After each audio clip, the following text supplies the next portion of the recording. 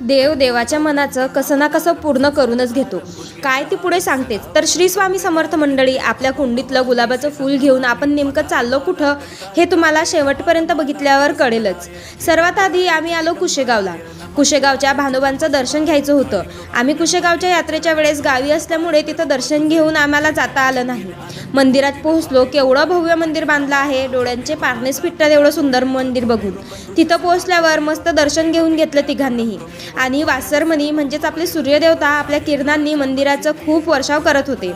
तिथं त्या मंदिराचा एक व्हिडिओ घेतला. खूप छान आणि निवांत जागा झाली येत आहे. तिथून पोहोचलो मोरगावला.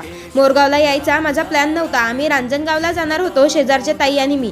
पण त्या वेळेवर म्हटल्या की आम्ही मोरगावला जाणार आहे. मग मी त्यांना म्हटलं मी मोरगावला खूप वेळेस जाऊन आली आहे, तुम्ही या जाऊन.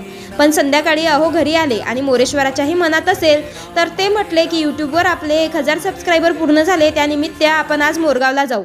मग काय, मीही निघाले आपल्या घरगुती गुलाबजामचा डबा घेऊन आणि आपल्या कुंडीतलं फूल घेऊन मोरेश्वराच्या दर्शनाला. त्याच्या आशीर्वादाशिवाय काहीच शक्य नाही.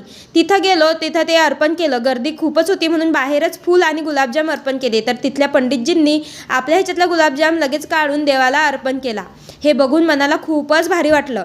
असं वाटलं आपले गुलाबजाम आता मोरेश्वरापर्यंत नक्की पोहोचले आहेत.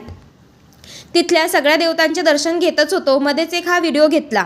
सगळ्या देवांचे दर्शन घेतल्यानंतर आम्ही मंदिराच्या बाहेर निघालो. गर्दी तर भरपूर होती. अंगारकी चतुर्थी असल्यामुळे आसपासमधले सगळे लोक आले होते आणि मोरगावला यात्रेचं स्वरूप आलं होतं. तिथं मी संक्षिप्त गुरुचरित्राचं एक पुस्तक घेतलं. उसाचा रस प्यायला आलो. तसं आम्ही बाहेरचं जास्त खात नाही, पण उपवास असल्यामुळे उसाचा रस पिला आणि एका ठिकाणी साबुदाणा वडा खायला गेलो. चला आता व्हिडिओ इथेच एंड करते. तुम्ही व्हिडिओला लाईक, चॅनलला सबस्क्राईब करा. बाय.